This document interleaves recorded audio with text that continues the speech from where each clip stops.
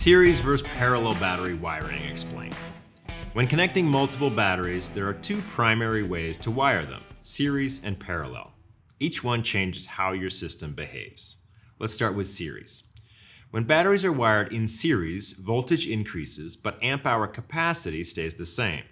So if you connect two 12-volt 100 amp-hour Battle-Born batteries in series, you get a 24-volt 100 amp-hour system.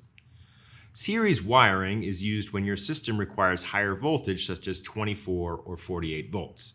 Now, parallel is different. When batteries are wired in parallel, voltage stays the same, but amp-hour capacity increases. So two 12-volt 100 amp-hour batteries in parallel give you a 12-volt 200 amp-hour system. Parallel wiring is the most common setup for RV, marine, and off-grid systems where you're looking to increase runtime. Another way to think about it. Series changes voltage, parallel changes capacity. Your system voltage is typically determined by your inverter and major components, so that usually dictates whether you wire in series. From there, you add capacity in parallel based on how much runtime you need. It's also important to wire batteries correctly and keep cable lengths consistent to ensure balanced performance across the system.